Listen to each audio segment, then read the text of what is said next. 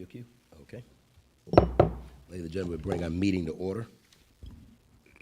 At this time, Deputy City Clerk, would you call the roll of the City Council, please? Yes, sir. The Honorable Mayor Pro Tem Alex Heath. Present. The Honorable Linda J. Davis. Present. The Honorable Samantha Hudson. The Honorable Hattie Portis Jones. Present. The Honorable Ulysses J. Smallwood. Present. And the Honorable James Whitmore. Present. Mayor, you have a quorum. Thank you so much. At this time, everyone that can and will, please stand as Pastor Ecker, please.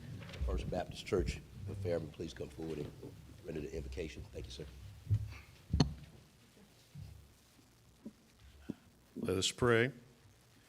Our Heavenly Father, we give you praise, we give you thanks. You are God of justice and mercy and grace, and we thank you for the gift of life and the opportunity to serve the people of our city, the city of Fairburn.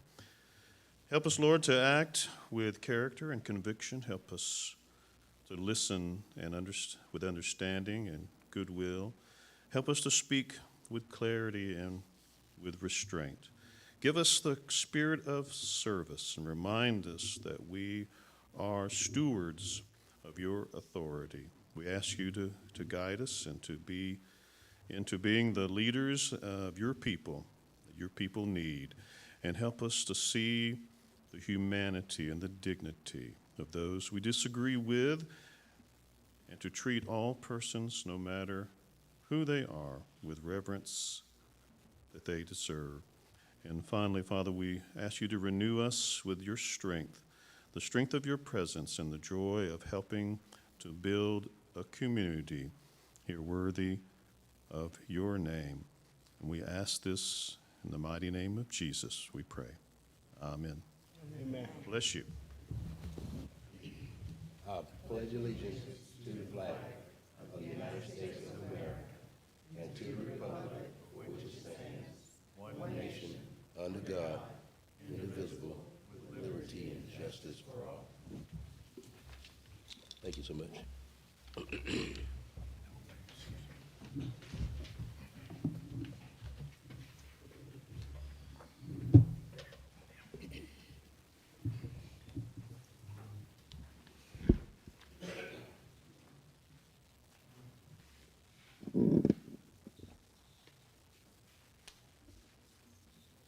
Welcome, ladies and gentlemen, all those here in the chamber as well as those that are online. Make sure I can speak. Yeah, excuse me, I'm getting over a real serious cold, so please be patient with me. Beginning in 2022, the City of Fairburn has held an annual mayor and city council retreat for each of the past 4 years. These two-day sessions provided elected officials an opportunity for detailed, productive discussions on a wide range of city matters. The purpose of the retreat is to clarify goals, set priorities, and define the vision for the upcoming year. The retreat is a duly advertised public meeting to all in accordance with the Georgia Opens Meeting Act. Proper public notice was given, including the publication of an agenda, and all statutory requirements were met in advance of and during the event. The 2025 Mayor and City Council retreat was held on Friday, May the 30th, and Saturday, May the 31st. We extend our sincere appreciation to the City of Fayetteville for graciously allowing us to utilize their training space in their new City Hall for this year's retreat. On Friday, the retreat opened with a 3-hour conflict resolution workshop for elected officials, facilitated by a consultant from the Georgia Municipal Association. The afternoon section focused on a review of the city procedural rules and proposed amendments to those rules. A resolution to amend the procedural rules was first introduced at the January 27, 2025 meeting. During that meeting, Councilmember Smallwood made a motion to defer the item to the annual retreat. The motion was seconded by Councilwoman Hudson and approved unanimously by the entire body. As many have noted, our city council meetings over the past several years have faced several challenges, including disruptions, raised voices, name-calling, allegations, and other concerns. It is critically important that we conduct our public meetings with order, professionalism, and appropriate decorum so that we may effectively carry out the business of the citizens of Fairburn. At the retreat on Friday, following a full and open discussion, The proposed amendment to the procedural rules were unanimously adopted. The amendment preserves each council's First Amendment right to speak on any item listed on the approved agenda, by requiring that all remarks be made in accordance with the council's established procedural rules and guidelines. Ms. Wiley, just as a point of clarity, I'm just lead it to you, and then we'll be finished. Thank you, Mr. Mayor. Mayor and Council, I would like to just highlight the substantive revisions to your procedural rules that were adopted at the May 30th, 2025 retreat. First, under the rules, for the rules of debate on page 3, if you're following, with respect to the total amount of time Excuse me, ma'am. that, Excuse me. You indicated that we have this, and you just said if you're following along, Oh. I have no copy of it. I've never seen it. So I would like to have a copy of it so that I can review while we're going through this process. In this case, what's going to happen is this the information that was passed out. it was, I'm not sure if it was passed on in the retreat. agenda books, but Okay. these are, most of these were done at the January 27th. It wasn't Well, in the packet. Okay, well, here's what we'll have to do, if you don't mind. Okay. I'll have you to actually go ahead and mention it, go ahead and mention it, and we will, the information will be forthcoming, should have been with you. We went over this during the retreat. Go ahead. And also, Yes, Mr. sir. Mayor, Yes, sir. since we don't have it, and we're going to continue along this vein, we should also have an opportunity to question any of the things that may be in it. But again, we're at a disadvantage. I couldn't make it for whatever reason, Yes, sir. but I'm amazed that I don't even have a copy before me. And what we're going to do, sir, as a result of, because it's not an item, it's not an item agenda for discussion, it's going to be, if nothing else, we'll bring it back for questions at the next meeting, but we will not have a discussion. It's not an agenda item for discussion. And just for clarity, Mayor, I still have Order. it. Just Go for ahead. clarity. Yes, yes, sir. Anytime we have a presentation, council has an opportunity to ask questions. Yes, sir. So now you're saying we won't have an opportunity to ask questions? Yes, sir, it's not an agenda item, sir. This is just an update for the public, The sir. agenda item is what you put Sir. on the agenda, Point- sir. point- It's your My presentation. presentation to bring the public. In this case, we discussed this at the retreat. I'm sorry, sir, that you wasn't able to make it, but we'll bring, if you want to have questions, we'll bring it back to the next item. Come back to the next meeting. Any questions? Point of order, Yes, ma'am. point of order. Yes, ma'am. What's your point of order? Any public item on the agenda, any presentation has purview of questioning. You can't put an item on the agenda, Mayor, and avoid questions. I just had 2 small questions about this item. And hold on for a minute. Is her point of order in order? I think right now, the issue is going through the changes, the revisions, making a Yes, sir. short statement Yes, ma'am. regarding those. Okay. And then you can turn it back over. Right now, you're in the middle of your presentation, so. Okay, but it's a point of order in order, meaning that, in this Meaning- case, it's a point of order. I have to Speak rule, to- I have to rule on her point of order eventually. Yes, you can rule on her point of order if is the will, if you want to take comments on this. If you. Okay, Thank you. That was the easiest way to do this in a proper way, so thank you. So, yes, you can ask, would you Okay, like for me well, to hold off, wait. Mr. Mayor, or you want me to continue reading and then the questions? We can wait for, well, in this case, my question is a point of order. I'll wait until we bring the items back. Well, how much longer you figure that'll be? Okay. Okay. And Mr. Mayor, there are a couple of times in the agenda where the members have time to give remarks. Yes. After you complete your presentation, it'll be up to the chair to decide if he wants to take questions on. Okay. this item. All right. Mr. Mayor, may I? I'm gonna let, what I'm gonna do, if you don't mind. I'm gonna, I'd just like to address what the attorney just said, sir. yes, ma'am. Okay, so it sounds to me, and correct me if I'm wrong, now it's up to the chair to see if any of us have questions, right? Whereas that has not been past procedures in that regard, okay? We have the right as elected officials. Point of order, sir. Right. Point of order, sir. Actually, the part of what she's mentioning now is the modification that took place at the retreat. What in the world? We went through all of this. We went through every single area of this. Again, I understand. I'm not Mayor, questioning why you're not here. Hold on, we hold on, can hold on, hold on speak for a minute, ma'am. I'm respectfully. yes, ma'am. Okay. I need some water. So that number one, that was my concern. And it's my understanding that there was a folder for each council member. And of course, I was in the administrative building this week, and in the clerk's office, nothing was provided. So Okay, sir. just to, excuse me, man, I'm still order, speaking. I'm speaking to the attorney. Okay, finish your comment, but go ahead. Thank you. We're gonna keep it germane to what we're talking about. Go ahead. No, it's not germane. I'm asking you to keep it germane, sir. Here. Go ahead, sir. It's not germane what I'm saying, Mayor. Go ahead, sir. So all I'm saying to you, ma'am, is that there has been plenty of opportunities to receive, review, and be able to articulate comments. But to come into a council meeting, an official council meeting, when it's identified as part of the agenda for a presentation and not being afforded to review anything, leads to questions of whether or not we have a full, transparent government. Yes. Go ahead. That's it.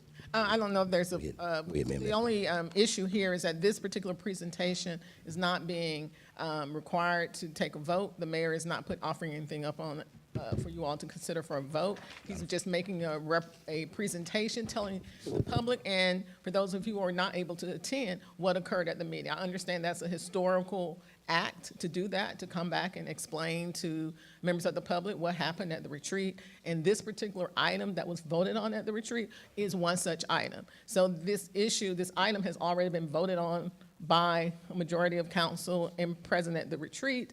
And so it's not up for approval or debate with respect to this particular presentation, is what I was saying. It's just a presentation of what transpired. So you're talking about approval or debate, okay? I am not talking about that aspect of it. So we're skewing what I am actually articulating. My articulation is just saying that after the conclusion of his presentation to mayor, council, and our citizens, that we always have an opportunity to ask direct questions. And what you articulated earlier with the mayor's prompting is that we did not. And that's what well, you're shaking your head. Can I finish my statement? Yes, sir. Yes, sir. Thank you. You may. So that is what I opposed, and that's why I have been communicating my concerns, all right? Because the way it's happening right now is not the norm. It's not the norm. We've been doing this for a long time. This is his third term as mayor. I understand. He's not even at the end of it yet. I'm not taking, but I understand. I wasn't suggesting that that did not happen historically. I was just saying with respect to this particular item, that under the agenda, the rules of decorum, there is nothing here to debate. So if the presiding officer would like to open up this issue for discussion, that is within the purview of the chair. That is within my. And it's all. not up to the presiding officer. Point of order, Mr. Whitmore. Point of order, sir. She just gave you, it is my decision, based on the new procedure rule, whether we open this up to, we had the long drawn discussion for 3 to 4 hours. Question. Hold up, Ms. Post says he has the floor right now. And as a result, I'm ruling on the point of order in this case. We will not take questions, because if you have questions, bring them back to the next council meeting. We had a long drawn out discussion for 2 days. And so, again, we will come back at the next council. You have questions about it, I totally understand. But again, you indicated that this is not how things have been done. The procedural rules were modified. Who's the parliamentarian? City Attorney's Office is a parliamentary. Okay, so I want to address the attorney, all right? No, I want to be very clear. No, We no, do no. have a First Amendment right to speak. You have a point of order? Hold up, ma'am. Do you have? What- I didn't please acknowledge speak you. to the attorney. I wasn't finished with, I didn't acknowledge you. Mayor, I didn't acknowledge please you. do not start this dictatorship. Yes, I have a ma'am, simple question. I'm asking you, please respect this body. I didn't call you any name, and so I'm asking now, let me acknowledge you, and then I'll answer your question. Go ahead, let me acknowledge you. Go ahead, you You're got the saying floor. that you're not going to acknowledge us. Go ahead, ma'am. Okay. We're not going Can to you discuss questions. clarify? Because he is saying that this is a new procedural rule. In order for it to be a new procedural rule, it had to be voted on, correct? Yes, ma'am. At the retreat, was this an item on the agenda that was discussed and voted on by members of this council? Yes, ma'am. Okay, that was out of order. Let me Okay. tell you how it was out of order. point of No, order. no, I get to talk now. We, What's your point of as a order? council, governing body, have meeting rules already. It has never occurred where we will take a vote outside of a regular meeting on such a rule as that. A discussion, yes, and come back to this body in an open meeting to the public to take that vote. This is an opportunity, again, to skew the rules. And There was not a notice for a special call meeting. I read the rules, Mayor. You're- I'm trying to help you help yourself. actually, Ms. Hudson, your point of order, I have to root on your point For of the order. public record, the Your- public knows your- that it was an illegal vote. And so, I for will be the reporting it to the record, Attorney I'm General's asking members of office. council, in this case, would you clarify and confirm that the point of order, as it relates to the meeting being legit, was totally The meeting was lawful under the Georgia Open Meetings Act. The vote was proper, and the council complied with the fullest extent of the law. The retreat was nothing more than a public meeting, whether you call it a special call meeting, a retreat, a day out of the city, whatever you want to call it. The nomenclature is irrelevant. The agenda was published. This item was placed on the agenda that was published to the public, that there will be a discussion and vote on these rules. And these rules were also discussed in January 27, 2025 meeting. And so they were pushed to the retreat, and all of the requirements of the Georgia Open Meetings Act were satisfied, Mayor and Council. I disagree. We need to have more legal counsel on that And because there's too your much point fudging your, of the rules. your point of order in this case is actually, I am now ruling it. Where are the it's reasons? not valid. Where's these meeting rules I at? am not approving your point of order, and so, Would you like me to continue? yes, ma'am, would you please continue? This is ridiculous. Ms. Hudson, I'm asking you, please, ma'am, please stop. I'm asking you to Sir, stop I'm speaking out. asking you to follow the rules. Asking you to please stop And speaking stop out of trying to turn. dictate to us. Asking you, please stop Can we speaking out of move turn. on? Point of order. That, I've now warned you twice. Please do not speak out of turn. What are the rules that you changed? Why you constantly standing up here in the public view telling me what I can and cannot do on new rules that I don't have before me? I'll read them. Go ahead. Yes. And we So did under- not discuss it. We moved to have it Ms. Hudson, discussed at the retreat. Ms. Hudson, you don't I have need the to floor. correct the attorney. Ms. Hudson, I'm asking you to please stop speaking out of Sir, turn. I'm- That's your third time. That's your third time I'm asking you, please not speak out of turn anymore. Go ahead, Mr. City So, Attorney. under the rules for debate, the amendment that was duly adopted was that while no council member shall hold the floor for more than 5 consecutive minutes of their allotted time, there was an additional revision that says no council member shall be allowed to transfer their allotted time to another council member. I'll Okay. wait till copies. You all are receiving copies. Go ahead, I've got it. Okay, under the second revision, this was under Rule 9 decorum. The first portion of what I'm going to read it begins on page 6, council members. Rule 9 decorum. No council member shall be permitted to make rude, obnoxious, slanderous, or personal attacks on anyone, but not limited to another member of council, presiding officer, or any member of the city staff. All council members shall also refrain from side discussions or other distractions during a meeting. The presiding officer shall preserve order and decorum and shall immediately speak to points of order and shall decide all questions of order subject to appeal except for cases involving disturbance or disorderly conduct. In case of any disturbance or disorderly conduct, the presiding officer shall have the power to require the chamber to be cleared or request that the sergeant at arms, chief of police, or the designee remove those individuals ruled by the presiding officer as being out of order, or to recess or adjourn the meeting as the presiding officer may deem necessary. In the event the presiding officer fails to rule individuals out of order that are causing a disturbance, any member of council may call for a point of order and present a motion to have the individual ruled out of order and to instruct the sergeant at arms to remove those individuals ruled out of order. The motion to remove will require a 2/3 vote. The presiding officer shall require the observation of rules of conduct to protect the rights of all council members and citizens. In cases of any disturbance or disorderly conduct, the presiding officer can direct the secretary/city clerk to take down objectionable conduct or disorderly words used by the member.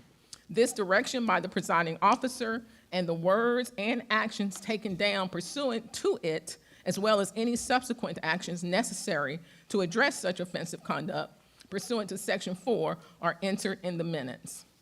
And that was from the January 27, 2025 meeting. Here is the definitions that amplify the preceding revision.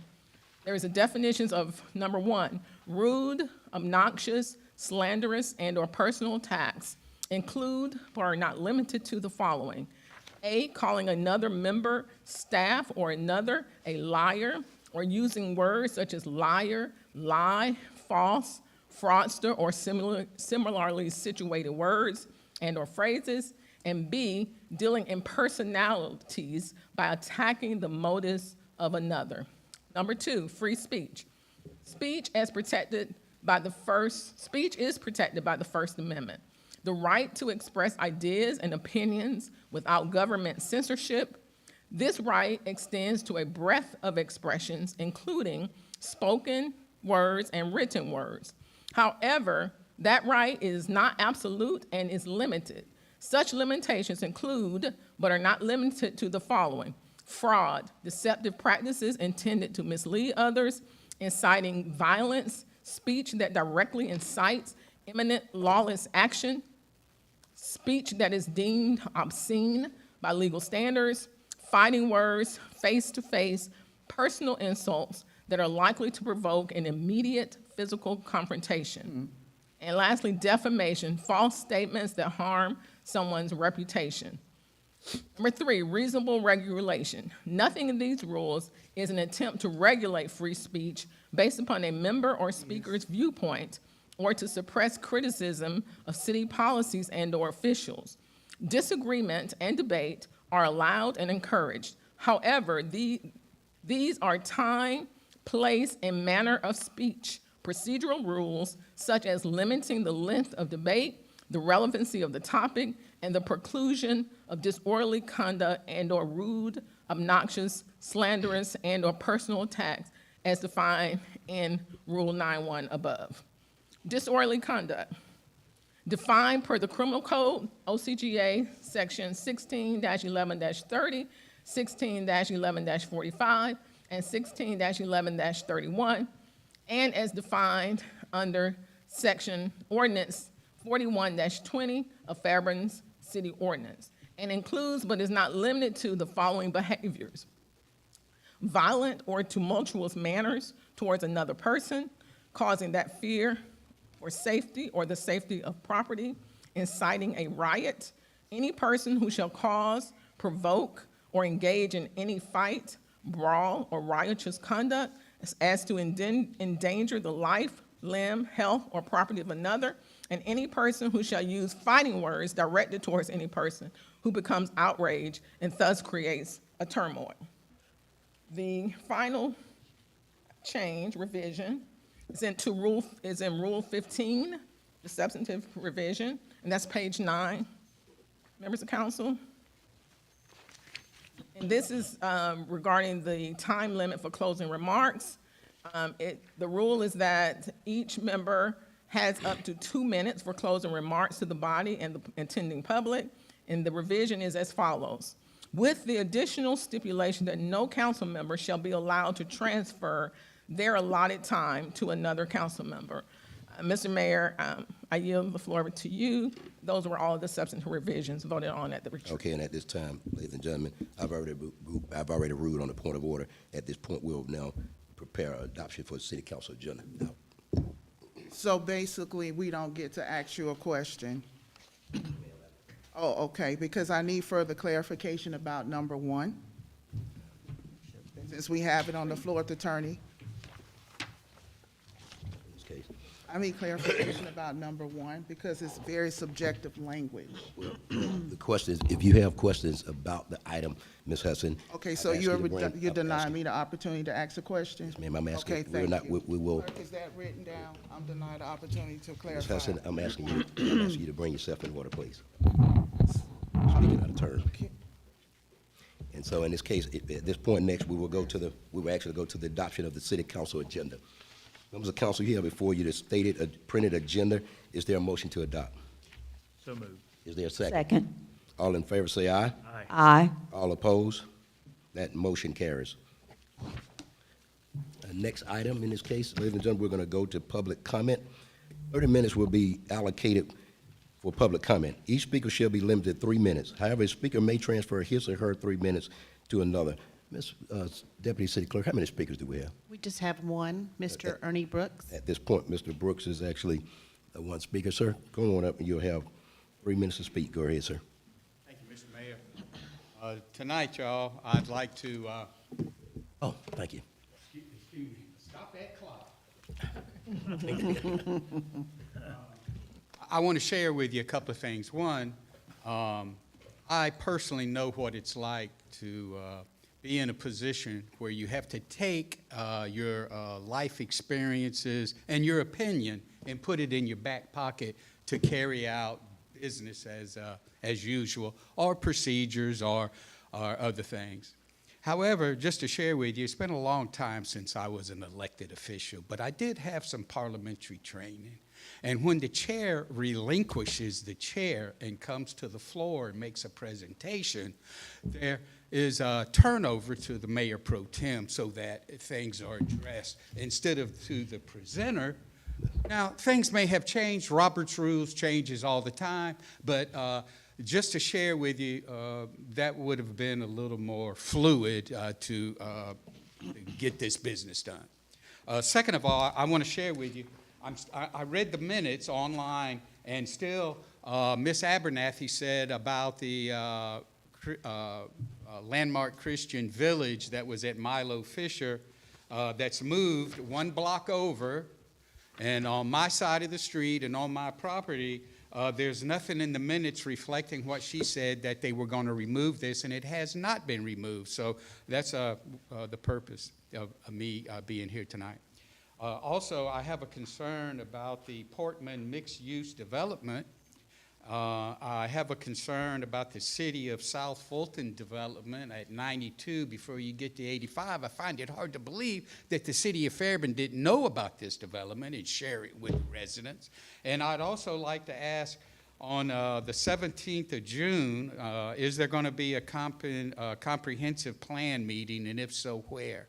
And I almost feel, I take it personal, I almost feel that there's a little vindictiveness in this development with Landmark Christian and being on Cole Street where I live. So I hope you understand why I take this personal, because, you know, I was very vocal, jumped up and down, and spoke on behalf of many people in the community. And it's almost like senior citizens get a tax break.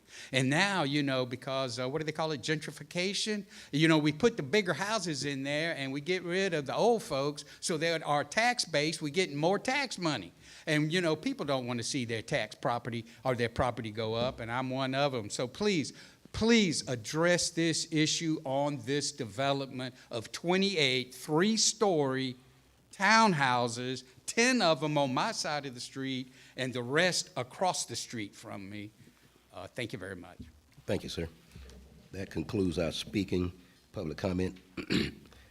You have before you the approval of the minutes. You all received a memorandum from the city clerk clarification regarding minutes, and so in this case, I'd like to entertain a motion to approve the city council meeting that commenced on April 28th, 2025. Is there a motion?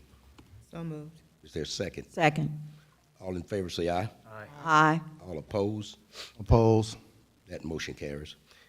You have before you the city council meeting minutes that commenced on May the 12th, 2025. Is there a motion? So moved. Second. All in favor say aye. Aye. That motion carries. Okay, we'll go to our first item. The first item is a public hearing, a step at a Time Learning Academy use permit for a child daycare center. The recommendations is for staff recommended approval of the ordinance to grant the use permit based on the established standards of review with the following conditions. The applicant must comply with the supplemental regulations for child daycare centers as outlined in the zoning ordinance, Chapter 80, zoning, Article 4, administrative permits and use permits, Section 80 through 208, child daycare centers, planning and zoning. Excuse me. Good evening. Good evening. The item before you is a use permit. The applicant is here and available to answer any questions. The location is 277 Northeast Broad Street. The applicant is requesting approval to utilize the space for a child care facility. The applicant did provide a survey of the property and the existing conditions, along with a floor plan for the proposed use. Excuse me, Mayor.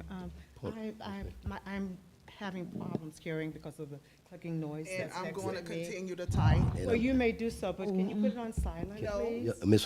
Hudson, I'm asking you, please What is refrain. this, jump on Ms. Hudson? No, ma'am. I'm typing, everybody's typing. I'm asking, you can hear it and it's disturbing, Ms. Hudson. I'm asking you, would you Turn the please? mic off. I'm asking you, would you please? type, sir. Would you Leave please? me alone, Ms. Okay, no, I'm asking you again, to me come in alone, order. Mayor. I'm asking you to come in order. Would you please? I'm not out of order. If the typing disturbs any member of here, you're out of order, Ms. Hudson.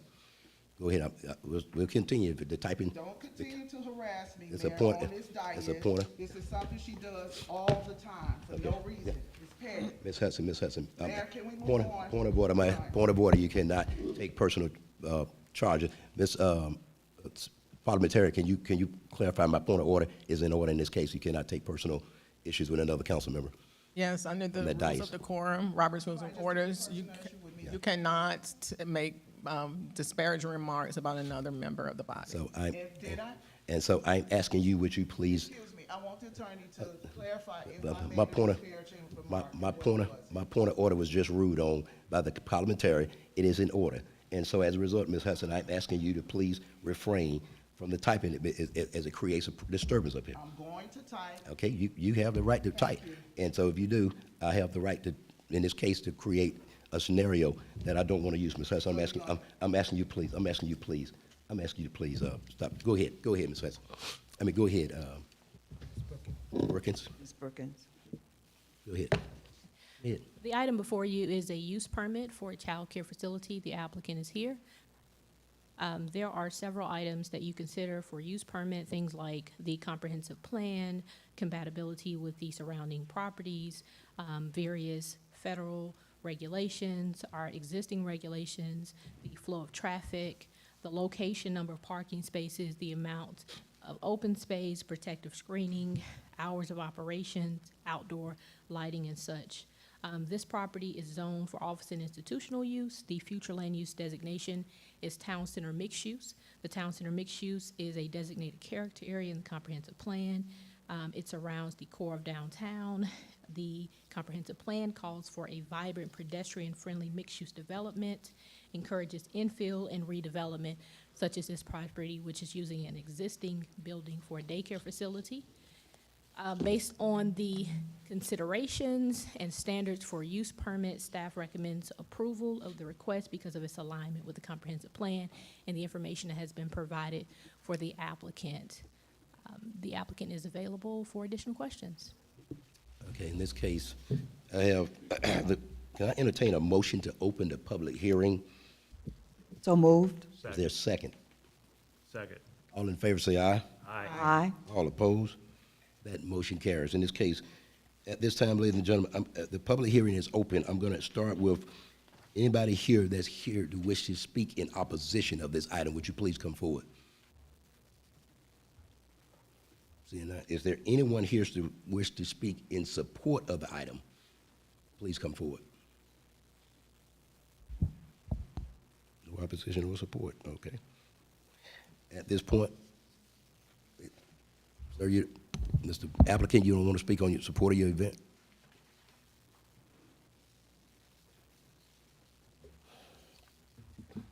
Good evening, Mayor and Council. Good evening. Everybody's doing well, thank you. I am Jonathan Clark. I am a Georgia licensed architect and represent the applicant and the owner, who is also here tonight to answer questions.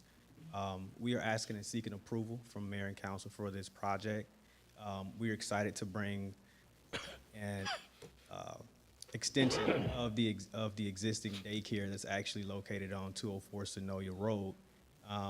This is an expansion of her business in the city. It's city of Fairburn business and also growing within the city of Fairburn. And so we're excited to bring that business to an additional location. So it's located on 277 Northeast Broad Street, right across from the Planning and Zoning Office, actually. Oh, thank you very much. Yep, so this is the small presentation. Let's see. So you can see the existing building. This is a Google image here of what it currently looks like if you was to drive past it now. The existing use was a medical clinic building, so office and clinic space. And we have taken that and make some slight modifications to the interior and the exterior in order to equip it to be used for a daycare center. All right. So this is, again, a Google Earth image. That is the site in Highway 29 right there, where it's located at. We've also, just again, for point of reference, give you distances and locations to other educational facilities that are in that radius there. Let's see. Okay, so this is a zoomed-in version of the site, and then also some images from the street. So it is adjacent to an apartment complex, and what we're trying to show here is that there's already security fencing on both sides. This property does sit on a corner lot, and so it will have access from both streets, but the non-street access locations is secured by fencing that's already located there. There's a couple items on the site that we'll be doing. We'll be utilizing the existing parking and impervious areas for facility staff and visitor parking, and then at the front, which is at the south of this image here, that is the drop-off and pickup areas. We'll be providing a playground area to the west here of the existing building, and then making some slight modifications to provide an additional ADA ramp in the front. This is just an image just showing its existing content. The items in red are the items that will be demolished. So we would just be demolishing the existing non-structural walls and doors on the inside in order to provide the space necessary to have between 8 and 11 kids per room, and then also the toilet facilities required. There's a lower level. What we're doing here is the existing building does not have a fire sprinkler system, so we will be providing an automatic fire sprinkler system for safety and egress reasons. This is the updated floor plan, just showing the new layout with a secured entrance, office, and then the classrooms and toilet facilities, as well as a staff lounge area as well. And then here's the lower level where we are providing a fire riser room for egress and emergency fire protection, and then another small area in the top right corner here.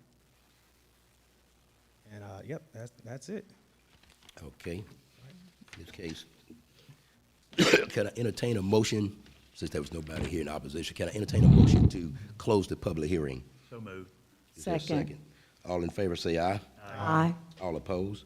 That motion carries. In this case, we'll bring the item to the floor. Members of council, you have before you a Step at a Time Learning Academy Use Permit Child Daycare Center. Staff recommends approval of this ordinance to grant the use of permit based on the established standards of review with the following conditions. The applicant must comply with the supplemental regulations for child daycare centers as outlined in zoning ordinance chapter 80 zoning and article, what article is that? Article 4, administrative permits and use permits, section 80-208, child daycare centers. The motion has been made and properly, has been properly second, right? And so any members of council has a question? Yes. Ms. Jones? Yes. Mr. Architect, I'm sorry, what was your, Mr. Clark, would you come up, please? One question. And it may be appropriate for the owner. Mayor, we need a vote. Oh, okay, I'm sorry. We took a vote. You have discussion in this case. Okay. Members of council authorized to have a discussion in this case on this. So go ahead, Ms. Jones. Yes, you said the daycare center is expanding. Does that mean that this is a second location? Or does that mean you're expanding in the sense that it's a larger location and that you can accommodate more children? So the business owner is expanding, so she will have 2 locations. So Two she- locations? Yes, ma'am. Okay. That's fantastic for consideration. And then in terms of the meeting the requirements of the licensure, right? The proposed changes to the building, they have already been approved by the state licensure requirements? Or is that something that happens post renovation? It's post-renovation, but we have been, we have the guidelines, the printed guidelines of the state requirements, and so we have worked to modify the building in such manner. We've also tried to preemptively talk with the building official that does the, for permitting, and so make sure that we're in line with all the state required codes as well. Okay, all right, thank you. Thank you. Mr. Whitmore, Ms. Hudson, you had a question? I thought I saw your hand. Okay, go ahead, Mr. Whitmore first. Thank you, Mayor. Actually, I would like the applicant, the owner, to come up. Yes. And I would ask that you would introduce yourself, ma'am. Yes, good evening. My name is Tanisha Nellam, and I'm the owner of A Step at a Time Early Learning Academy. Okay, now how long have you been in business? 8 years. 8 years. So I'm going to say, number one, congratulations. Thank you. Number two, in today's climate, for anyone to expand, is just a testament about how you run your business. And there is a need out there for childcare, so in this academy format. So I just wanted to know more and congratulate you and welcome you even a second time to the city of Fairburn. Thank you. Follow up. I also, as an educator, I'm proud to see you standing here today, making sure that our children have someone, professionals who are very equipped. This has been an issue for childcare, and I think you probably did your homework and looked at Fairburn and saw how the numbers really shifted even post-pandemic with the need, which I would have liked to see more resources and funding used for reemployment and retraining purposes with daycare for citizens here in Fairburn, because I know that's an issue that's impacted, but you know it too. So I want to welcome you here, and I look forward to interacting with you, and I'm here for whatever it is that you need. Congratulations. Thank you. You're welcome. Ms. Davis? Yes, I also wanted some clarification with the expansion that you already had one, because I remember this name has come before us before. So again, I would like to also say congratulations. Thank you. I just had one question. Coincidentally, the last holiday, I was literally down 75 South at a friends of mine's house, and coincidentally, 3 of the owners at this barbecue were daycare center owners. And they all indicated, 3 of them indicated they had to close. And so when I saw, when I heard this was coming up to the agenda, my question is, what are you, excuse this vernacular, what do you got going on that they don't, that they don't? Because I was just blown away with the volume of, and these are very successful daycare center owners, and I was just blown away. So that was a concern of mine for you. So before anything, I'm a mom, so I basically instill in my program what I want for my kid.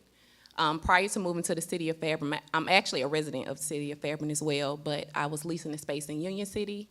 And when I got ready to actually purchase the place, I said, well, I would prefer my business to be in the place that I live. So I was granted to have the opportunity to bring my first location that is located at 204 Sonoya Road. Built my name in the city of Fairburn, although I already had one prior from Union City. Before that, I was also a licensed in-home child care provider. So basically, I really just provide top-tier quality child care, and that's a need in our community, but also, you know, for our parents. So I currently have a wait list with over 80 students currently. So my goal is to continue to build my portfolio, but not just, you know, throw centers out here, but actually just give the community and the parents what they need when it pertains to the development of their children. Awesome. Yes, ma'am. Thank you so much. Mayor, Thank you. Mr. Whitmore? that was great. The primary thing that stuck out with me is that you're a mom, and that's what you're doing what you would like to see for your children. But I'm going to give you a word of caution. Never give your whole spiel about why you're successful. You keep that niche to yourself, because while others are failing, you're not failing. And you already said you have a waiting list of 80, so keep doing what you're doing, but don't tell everything. Of course. Thank you. Any other member of council has a question? Just one more thing. You are home now, and that means a lot. When I think about an entrepreneurship city, the vision that I've always had for Fairburn, you embody that. Bravo. Thank you. Okay. No other questions? All in favor say aye. Aye. All opposed? That motion carries. Next item. Mayor, I didn't get a motion to approve. We had a motion to open the public hearing and to close the public hearing. Apologize, members of council. I got so caught up. In this case, can I entertain a motion to approve it? So moved. Second. All in favor say aye. Aye. All opposed? That motion carries. Sorry about that, Ms. That's okay. Ray. The next agenda item is number 4, agreement with Power Grid Distribution Solutions for invitation to bid number 25-009. This is a request for mayor and council to approve an agreement with Power Grid Solutions in amount not to exceed $97,911.88 to replace and install all power poles from Strickland Street to Barton Street along Highway 29. Good evening, esteemed mayor and council. Good Okay. evening. Good evening. Staff is recommending that the mayor and council enter into an agreement with Power Grid Distribution Utility Contractors to install ITB 25-009 power pole replacement from Strickland Street to Barton Street, not to exceed $97,911.88. Power Grid Solutions have done similar projects for electric cooperations such as Clay Electric Cooperative and EMCs such as Slash Pine EMC, Great EMC, and Wiregrass EMC. They have been vetted and are attested. This project scope will not only replace the 14 power poles along the stated streets, but will also retire the old 4 power poles in front of the Food Depot shopping facility and upgrade the existing undersized wire with improved new larger conductors. The materials will be provided by the electric division. The total funds for materials of $22,088.08 and labor for installation will combine for a total of $119,999.96 for the project. This will support capacity in the Gateway area and the new Vickers Point housing development along Highway 138. This upgrade will also support a future project in the Capitol Knoll subdivision to resolve the one-way power feed to this area in case of emergency. Thank you. Do you have any questions? Let me bring the item to the floor, sir. Members of council, you have before you an agreement with Power Grid Distribution Solutions for ITB number 25-009. A recommendation to request mayor and council approve to execute an agreement with Power Grid Solutions in the amount not to exceed $97,911.88 to replace and install all power poles from Strickland Street to Barton Street along Highway 29. Is there a motion? So move. Motion is made and properly seconded. Any questions by council? Nope. Go ahead, Mr. Whitmore, and then Ms. Jones. Yes, thank you for your presentation. And a question, in front of the supermarket down there, they're going to be replacing those poles and we're going underground. Also, have you looked at the pole right there at the corner of the Food Depot and the Family Dollar that's in the pedestrian walkway with concrete around it as well? That would probably fall under Fairburn Utilities as well? Yes, Councilman, that is the part of the 4 poles that we're going to remove. We're going to remove that conductor because it is no longer of use. And then we were going to talk to the utilities that are still on the poles and have them go underground to the first existing pole. Okay, all right, thank you. And the last is not a question in reference to what you presented, but I get phone calls on a daily basis, and I just want to sit here before this mayor and council and everyone that's in chambers and congratulate you for the birth of your son, another Devil Dog Marine for the future. Hoorah. Thank you. Thank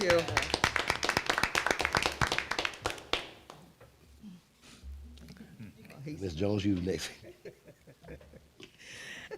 Threw me totally off. Go ahead, Ms. Jones. Well, let me take the opportunity to congratulate as well. Thank you. Congratulations.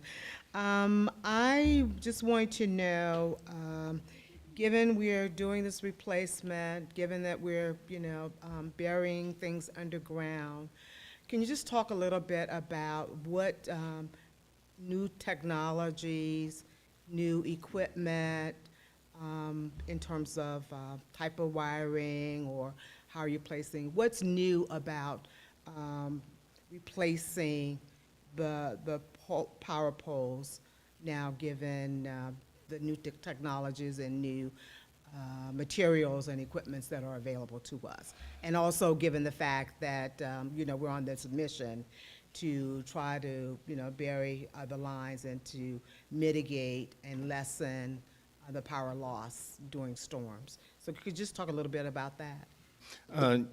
Yes, Councilwoman Jones, I would like to say that the poles in this particular project right now are a very underclass pole. When they were built, they were built underclassed. What does that mean? It means that they really are weaker than they should have ever been used for along a highway. The ones that we're going to replace them with, I can describe to you as so much denser and thicker of poles that they would be able to support the upgraded infrastructure of the wire that will create more load that can go down that wire and feed anything that's developed on that side of town.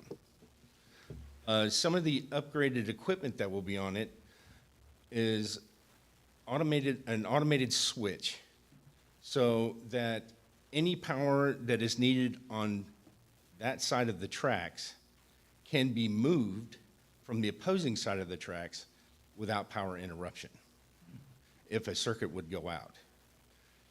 Any of the other upcoming projects that we have would be the Rivertown Road project, to where everything from Malone Street all the way to Waterboy will be underground. All the poles will be removed, and it will also give an opportunity to put a state-of-the-art switch at the mouth of Duncan Park, big cube switch that'll sit on concrete, that will be able to control power in a backfeed process. In case something happens, we can get power from Highway 74 through the park to refeed that area. So it would be in a loop feed. That is fantastic. And then why are you, well, let me just follow up on the question regarding upgraded material and technology. And tell me if this is correct. With the new technology now, if you have an issue with power on one pole, because of the technology/equipment, you're able to isolate that pole, right? That it doesn't affect the other poles or the residents and businesses that are connected via the other poles. Is that correct? Yes, that is the method that we're working towards. Awesome, awesome. And then could you explain why on the Rivertown Road project, it ends at Waterboy and not go further down Rivertown? That's an excellent question. The reason that we're going to stop at Waterboy is because that is exactly where our area Jurisdiction. ends. Our jurisdiction stops. And it turns into the EMC's jurisdiction, and we're sharing their pole. And so we can't replace their pole. Nor should we. That isn't right. Right, That is nor their should we. area. Okay. Is there an opportunity, though, to have some conversation beyond Waterboy? Are the residents experiencing the same type of outage or the frequency of the outages? Yes, they are on the same circuit, but the area of the most vegetative interruption comes in between Malone and Waterboy. Okay. All right. Well, that's good to know. I'm glad you answered that question because I can hear some neighbors asking, why you stopped at Waterboy. So that explains that.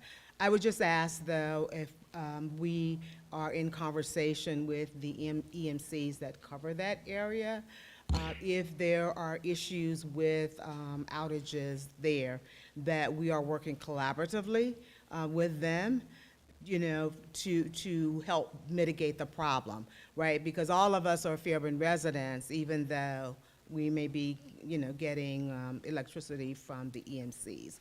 And so it's just worth a conversation, worth understanding how they are responding and what some of the issues are, and if there's an opportunity to work collaboratively, to do some joint projects together. That would be worth knowing and worth you bringing that to our attention for discussion. Yes, ma'am. Thank you. Mr. Whitmore, go ahead, sir. Go ahead. You had a question? And based on my colleague's line of questioning, I'm not going to talk about Rivertown, but I'm going to talk about John Rivers.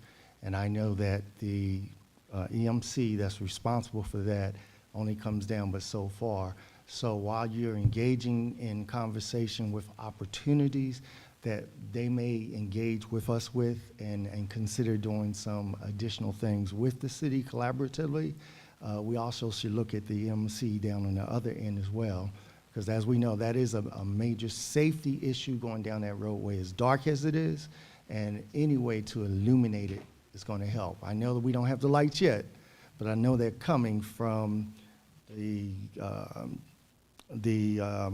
port area of where Fairburn begins on John Rivers, coming off of Rivertown, coming down to about Durham Lakes, but then it stops, and then we end up picking up another municipality. So anything that we can do in that regard, Mr. City Administrator, would be a wonderful thing, along with you, Tom, and Spare leading that. And then I guess I would like to ask another question. I'm proud and I'm happy to hear about the projects that you're bringing forth in regards to electrical, and now for Mr. Director for the utility areas. Over the past years, I haven't heard anything for water, and I know that they have a lot of money in their accounts, but I haven't heard of any projects. I would really love to hear some projects coming forth from the water department, water, sewer, so on and so forth, that we should be engaging in, because we still have a lot of work to do in that regard as well. Thank you. Thank you, sir. Any other members of council? Yes. Go ahead, Mr.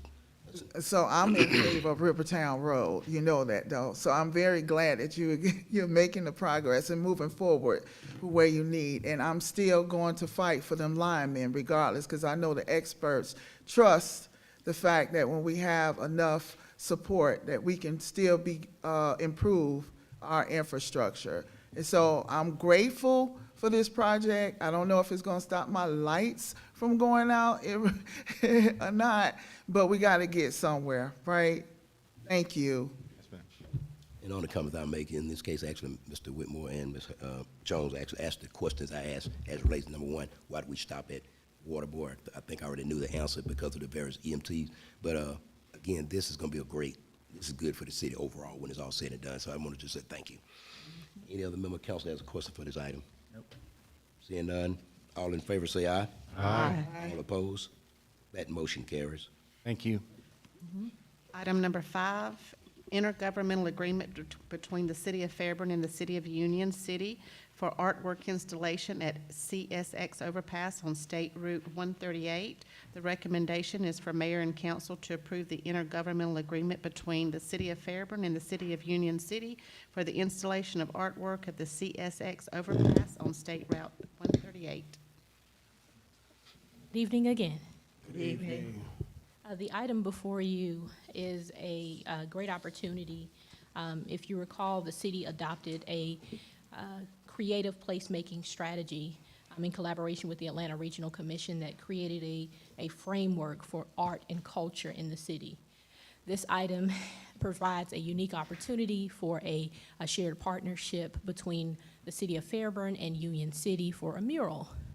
We are very much in the early stages, but murals, public art were all items that were highlighted in that creative placemaking plan.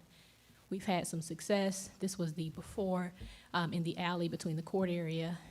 And over the last few years, we've had some really vibrant art, some great collaborations with nonprofits like Girl Scouts and Black Girls Run and the Senior Center to provide a space for people to just utilize and enjoy. So this right here, this is overpasses in other cities.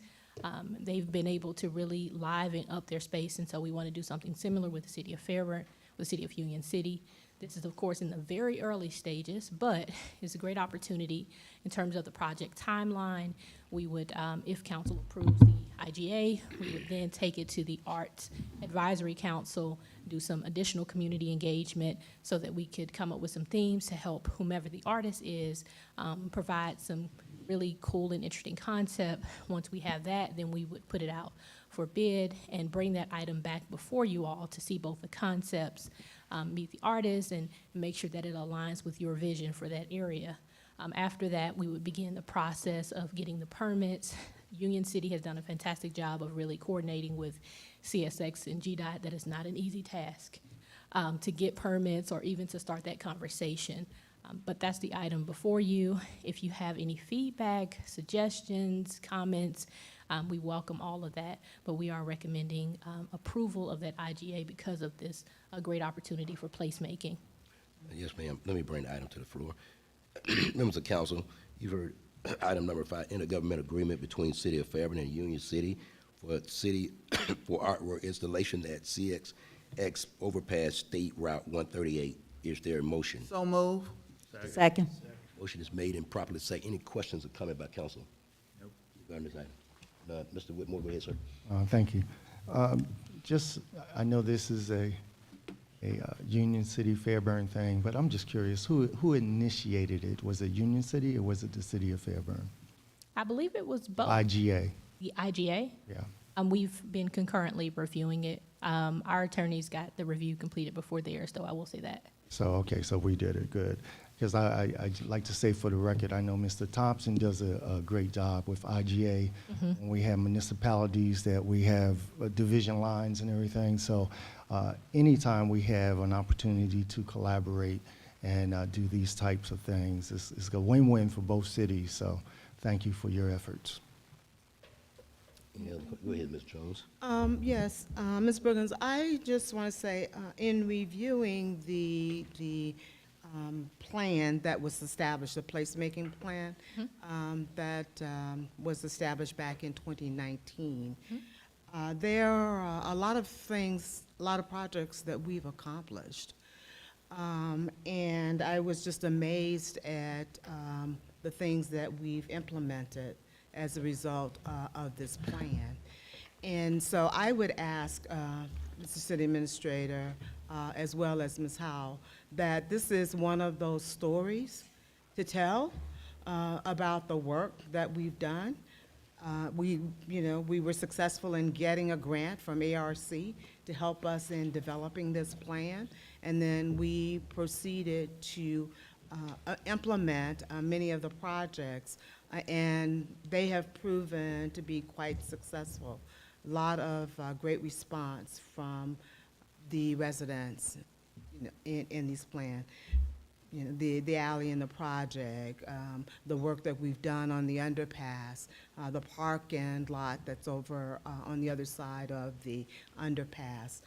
That's just several of the projects. So I'd ask that we highlight and tell that story of the beginning of this conversation, which included, which had citizens' input on this project, and that how successful we've been in implementing many of those projects. And to also talk about where we're taking this next, because some of these things we did discuss at the retreat, so continuing that work as well. All right, thank you. Any other military? Congratulations. Go ahead, Mr. Whitmore, sir. Now, this is for our city administrator, and I know that staff is already engaged with conversation with CSX, with some of the things that was sent to your desk. And if you would just share just a tidbit of that, because we know if it goes through, if CSX continues to work with us, we're going to see and hear, or not hear, certain things in the city of Fairburn. Thank you, Councilman Whitmore. CSX is a major stakeholder or entity in the city, as all of us are aware. Based on a range of issues that connect to CSX, we have opened a regular dialogue with them. Ms. Chris and Mr. Thompson have been taking lead in that dialogue, meeting with CSX on a regular basis, again, over a range of issues, some which are concerns and some which are suggestions, one of which came from you, Councilman Whitmore, on improvements. And so we are hopeful that that dialogue will continue and produce some positive results. As it relates to this specific project, it is, to your point, in the CSX right away. And so for this particular project, there will continue to be, led by Ms. Brookins and her team, a conversation with CSX, because they must approve the final application of anything that falls within their right-of-way. They are aware of the project, so this is not anything that they have not already been read in on, but we'll continue that dialogue. But again, CSX has impacts in the city across a range of issues, and we want to maximize our partnership with them. Great. And as a follow-up, I know for years we've been having problems with the overpass where we go underneath, and trucks have been hitting those infrastructures, and I'm sure PD can probably give a great count on that. But again, as that continues to deteriorate, here's again another opportunity for us to uplift, build, and make it look better with the collaboration of CSX. Absolutely. I'll let Ms. Chris address the dialogue on that issue. Good evening, Honorable Mayor and City Council.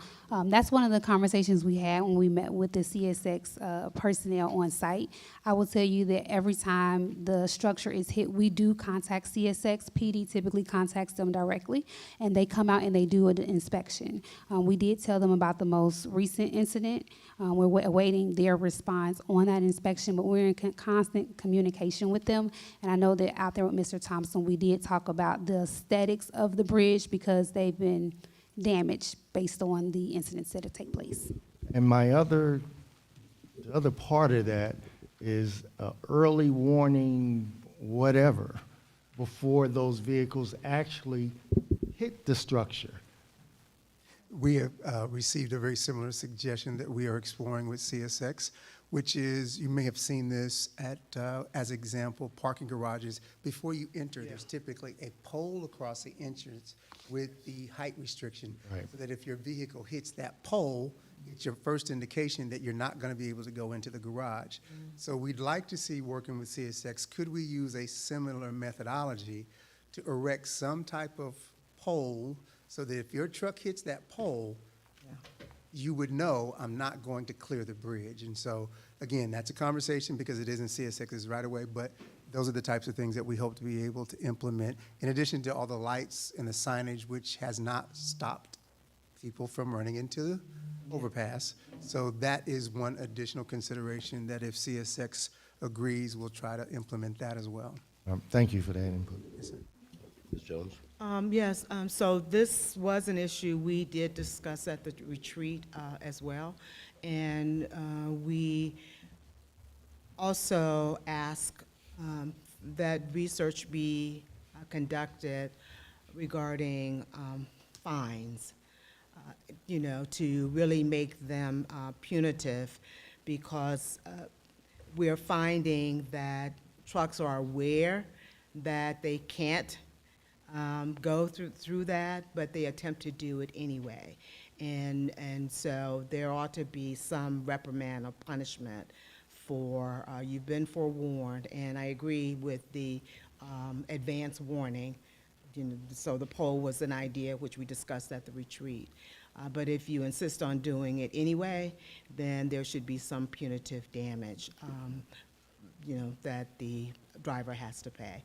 And so maybe working with Chief Bazidlo and looking at what other police departments may have done in other railroad cities to manage that issue might be helpful as well. Thank you for that input, Councilwoman Portis Jones, and we are proceeding with doing the due diligence to look at that and see is there precedent for that legally, what other police departments have done. Also coordinating with our city solicitor and our city municipal judge because they have a fee schedule, if you will, fines across various things. And so we will connect all of those different stakeholders and then come back with what is legal and what is the recommendation of what we could do in Fairburn to further address this ongoing issue. Do I have any questions on my left? Go ahead, Mr. Heath, and then I come to Mr. Whitmore. You calling me, right? Go ahead, yes, sir, go ahead. Yeah, my suggestion would be to grade out from under there to make it lower, to whereabouts trucks could go under there without hitting that bridge. Is that a possibility? So any changes to the structure itself would be the sole purview of CSX. Okay. They would be the only ones to do that. I will tell you in our previous dialogues with them, they are not typically very proactive in changing those railroad underpasses. I cannot speak on their behalf. We could certainly ask that question, but the only entity that could make such a change would have to be CSX. It is their sole authority within their right-of-way. All right, got it. Thank you.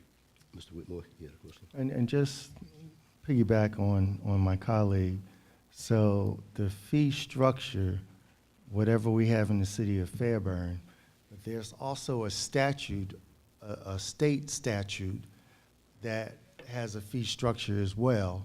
And I'm sure, I know we had this conversation before, Chief. Could you enlighten this body a little bit on that, please?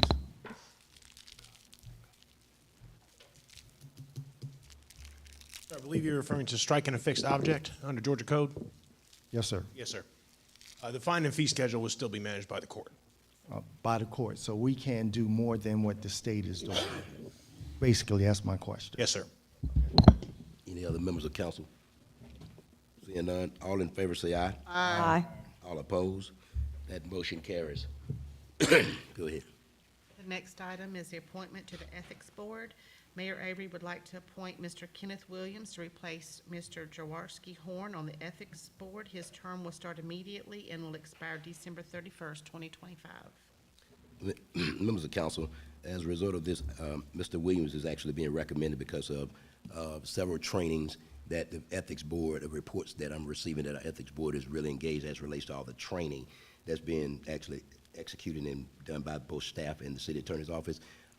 It was my decision, because of his conflict of schedule, I needed to replace him with a gentleman, in this case, that has the schedule and availability to actually fulfill the training and receive all what the other members have already required. So with that being said, I'm asking to replace this member. Members of council, you have before you an appointment to the Ethics Board. I'd like to appoint Mr. Kenneth Williams to replace Mr. Jaworski Horn on the Ethics Board. Is there more? So move. Is there a second? Second. Motion is made and properly second. Any questions or comments by council? Seeing none. All in favor say aye. Aye. All opposed? That motion carries. The next item is the Finance Director Monthly Report. Mr. Mayor? Yes, sir. With your approval, I'd like to introduce, I know there's been an email introduction, but with your permission, I'd like to introduce Yes, sir. Go ahead. our new director. Good evening, Mr. Mayor. Mr. Beatty, if you'll give me just a moment, I want to extol all of your qualifications before you get started. Mr. Kenneth Beatty is our new finance director. He brings more than 2 decades of experience in finance and accounting with a proven track record of leadership in both the public and academic sectors. He holds a Master of Business Administration from Albany State University. He began his professional journey as a budget analyst. He then was promoted to Assistant Controller of Finance, where he played a key role in managing complex budgets. Over the years, Kenneth has served in senior financial leadership roles for multiple municipalities, including as a finance director for the city of New Smyrna Beach, Florida, and the finance director for the city of Temple, Georgia. His experience in municipal finance, budgeting, and audits, as well as long-term planning, makes him a valuable asset to our executive team. We're excited to have him. Outside of work, Kenneth is a family man who is married to his wife, Pauline, and a professional. Miss Abidi is a professional librarian, and their son, Isaac Abidi, who is a Division I basketball player at University at Albany in New York. I'd like to invite you to warmly welcome our new finance director, Mr. Kenneth Abidi. Welcome.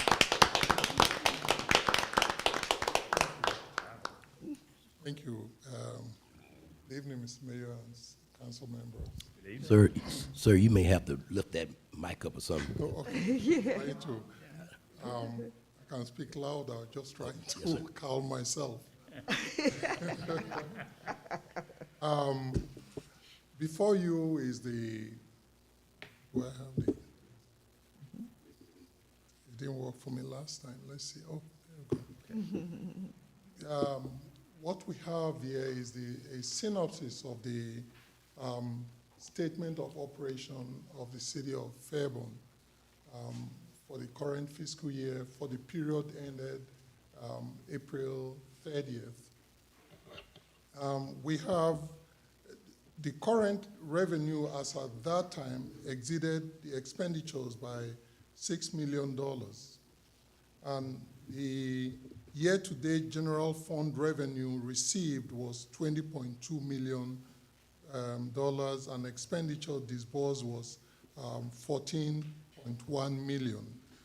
And this is about, the percentage difference is, you don't have that with you. It's 59% for revenue and 41% for expenditure.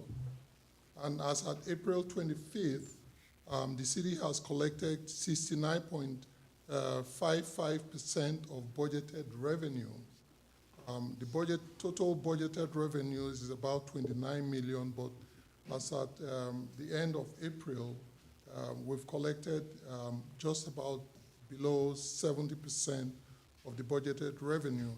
And as at April, the same period, we have expensed 38.2% of the budgeted expenditures. So we are a little above the expenditures, and we still have a few more months to the end of the fiscal year, so that is encouraging. On the next page, you'll find right there, you'll see the total revenues compared to the same period of last fiscal year, April, that is for the period ended April 30th. The revenue exceeded what was collected that same period. In comparison, it's 59%, and for the expenses, there was a little increase as well, which is, when compared, is 41%. So the total revenue over expenditure is 6%, $6 million. And this is the, when you add it to the current fund balance of 22 million, you have a total of total fund balance of 28.4 million. The next page, we have a breakdown of the major sources of revenue for the city as at the period ended April 30th. You can see that the big items there are real property taxes, motor vehicle tax, franchise fee, local government, local option sales tax, business and occupation tax, and we also have other taxes that comprises of about 3 or 4 other taxes that were grouped together. But these are the huge items that bring revenue to the city. But if you look at it, property tax still brings about 94% of the total revenue. On the next sheet, you have the total expenditures of the city as approved by council. The budgeted expenditure was 37.04 million, and year-to-date expenditure is just a little over 14 million, and that is 38% of the budgeted expenditure for the fiscal year. And we are more than halfway through, and hopefully we'll be able to hold the expenditures down till the end of the fiscal year.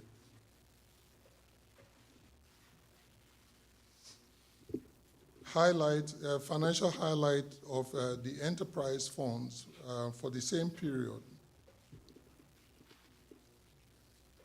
The City of Fairburn Enterprise Fund for April, as at April 30th, year-to-date revenue exceeded expenditures by 649,000. And year-to-date, the enterprise fund revenue received totaled 14.39 million, and expenditure disbursed was 13.74 million. As at April 25th, the city had collected 48.13% of the budgeted revenue and 45.96% of the budgeted expenditure. The next sheet gives an analysis of what was budgeted and what has been received year to date, and the percentages. For the revenue, 12.49% was budgeted, and as year to date, 5.91% has been collected, which is 47.26%. Stormwater as well, compared to the same period last year, we have collected 55.78%. Electricity, compared to the budgeted amount, we have collected 55.78%. For stormwater, electricity, it's 47.65%, and sanitation, it's 56.11%. On the expenditure side, compared to the budgeted amount, we have collected 4.74%, which is, 4.74 million, which is 37.82%. For water and sewer. Stormwater, we have collected 213,000, which is 21.32% compared to the budgeted amount. For electricity, we budgeted 14.6 million and have collected 7.63 million. That is 52.28%. Sanitation, we've collected 64.04%. Total expenditure, I was on expenditure. Total expenditure compared to the budgeted expenditure, total expenditure was 13.74%, which is 45.96%. And the revenue over expenditure is $649,000. That is year to date as at April 30th. On the enterprise fund, still continuing, we have revenue compared to the same period last fiscal year, 4.68% was collected, and for water and sewer, and 5.9%, excuse me, was collected for the current fiscal year. On stormwater, 532,000 was collected, and for the current fiscal year, 557,000 was collected. Electricity, 6.1 million was collected, and currently 6.9 million has been collected for revenue. Sanitation, 773,000 was collected, and currently 1.01 million has been collected. On the expenses side, for water and sewer, same period last year, 3.24% had been expensed, and for this current fiscal year, 4.74 million has been expensed. For stormwater, 95,000 has been expensed, and for current fiscal year, 213,000 has been spent. On electricity, 4.88 million was spent last fiscal year, and currently 7.6463 million has been expensed. This is 61% more than what was spent last year, and the reason was because of the MIG. The payment for the MIG, Municipal Electricity Authority of Georgia, the payment to them increased. I don't have the percentages, but it went from about 680,000 to about 880,000 per period. That was why currently we have 7.63 million payment for the current fiscal year. For sanitation, we expense 376,000, and currently we have expensed 1.16 million.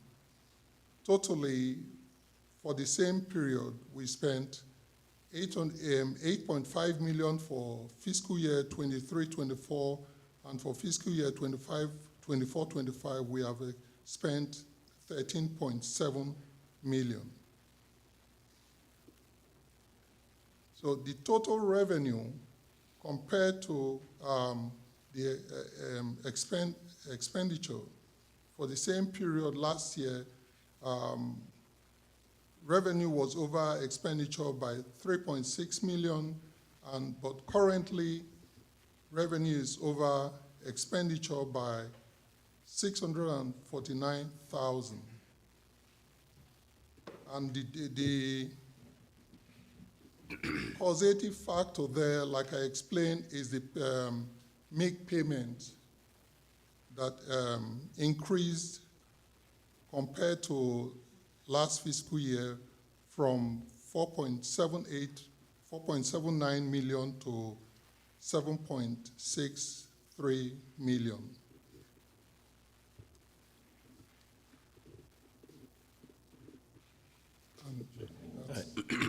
Excuse me. Mr. Council, you've heard the finance director report given. Are there any questions regarding the information in this presentation? I have a question for the city manager. Yes, ma'am. I've requested the information around ARPA. There are two things. I renewed my request from November to receive the invoices to show how ARPA funding was used. Also, April 30th marked the deadline where all cities, municipalities were to report the ARPA, our last audit, and council has not been advised or updated if that report was met or not. Can you please advise? All reporting requirements due on the ARPA funding were met in advance of the deadline in full. Your request is being processed, but as it relates to the reporting, we met all of our deadlines of our reporting. So is council apprised to having a copy of the ARPA report? Again, that was not a part of this month's financial report. We have received your request and it is being processed. Okay, so I want to clarify that the request is for the invoices that I requested over a year ago, and I renewed that request in November. The second request is for council to get a copy of the submitted report, because they had to go to the feds, correct? Or to the state? It goes to the federal government, but that report has been submitted and we are processing your request. So you said the federal ARPA report was submitted?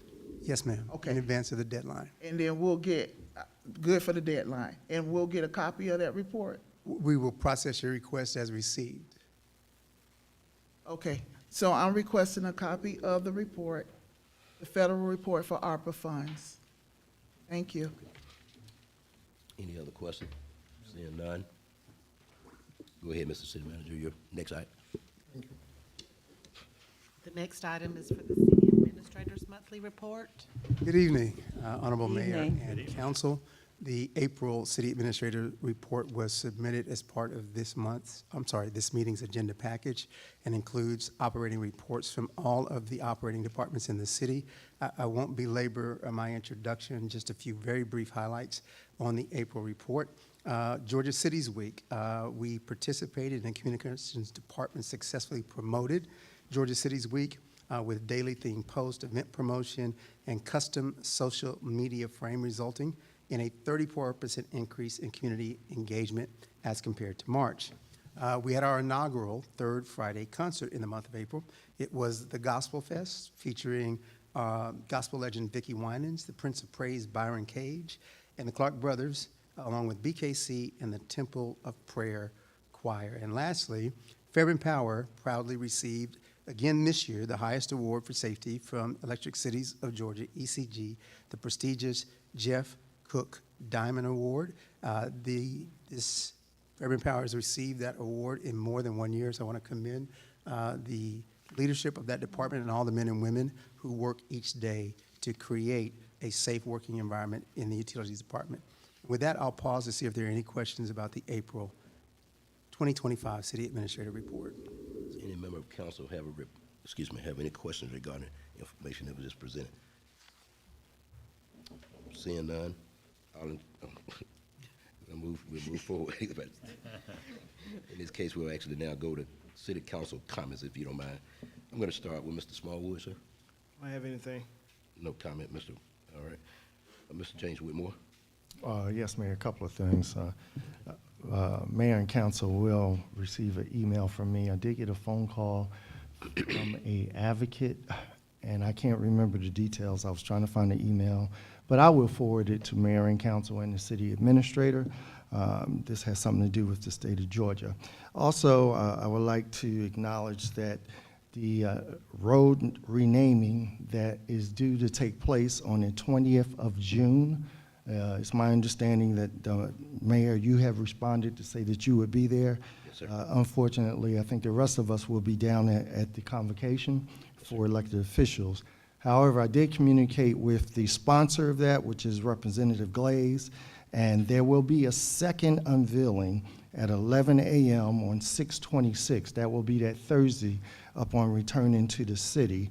And I shared that information with Ms. Howe, and I think Representative Glaze will verify that once she communicates with the state again, because everything is published by their timing since they come out and they do that. But I just wanted to let this council, let this body know that there was communication so that we can experience the renaming of 2 streets in honor of 2 individuals here in this city. So that's coming up. Again, that second unveiling will be at 11 a.m. on 6/26/24. Thank you. Okay. In this case, Ms. Davis. No comments, Mayor. Okay. Ms. Hudson. Yes, back to school giveaway, June 14th. I will be making the date available for the public. I want to be clear to the public that this is not about personal differences or political rivalry. This is about truth, transparency, and leadership integrity. Not once has Mayor Avery or any member of this council or legal staff proven a single statement I've made to the public to be false. Not once. And that's because what I have stated is not false. These are facts, documented, verifiable facts that many simply find inconvenient. Rather than face those facts with honesty and accountability, this leadership, backed by the city attorney, has made a coordinated effort to suppress the truth and silence dissent. They've changed rules mid-meeting, refused to follow established procedures, and even bypassed the requirement for council majority vote in the selection of a third-party investigative firm again. This is not good governance. This is an abuse of authority. Let's call it what it is, a coordinated effort to suppress the truth and disempower the voices that challenge the status quo. And to what? To protect the egos, to maintain control, to avoid accountability. This is the same mayor who claims to stand for transparency, yet operates in secrecy. The same council members who preach fairness, yet participate in processes designed to exclude, retaliate, and obstruct. It's hypocrisy, plain and simple. The public deserves better than this. They deserve a council that follows the rules, not one that rewrites them when convenient. They deserve truth, not the illusion of order enforced by intimidation. This is not just dysfunction, it's systematic suppression, wrapped in legal language and delivered with a smile. Let me be absolutely clear. I was elected to serve the people, not to protect egos or participate in cover-ups. I will not be silenced. I will not be intimidated. The truth does not bend under pressure. Thank you. Thank you. In this point, I'll go to the next speaker, Mr. Heath. No comment. Okay, and Ms. Jones. No comment. Okay, and again, I just wanted, my final comments were regarding our fire station renaming ceremony is on this Wednesday, and so again, it's on. You can go to fairburn.com. If I'm correct, it's this Wednesday, correct? Okay, but just make sure I got the date right. Just go to fairburn.com. We would love to have you to come and celebrate a grand opening. In this case, I believe there's a transportation that's listed in that on that website as well. And so again, we're excited about our citizens and our other agencies, in this case coming from around the state, both fire and police, to celebrate this grand opening. I want to publicly thank members of council, both current and former, that actually at a retreat 3 years ago indicated that we're now where we are with this project because of a mission and a vision that was actually launched at a retreat.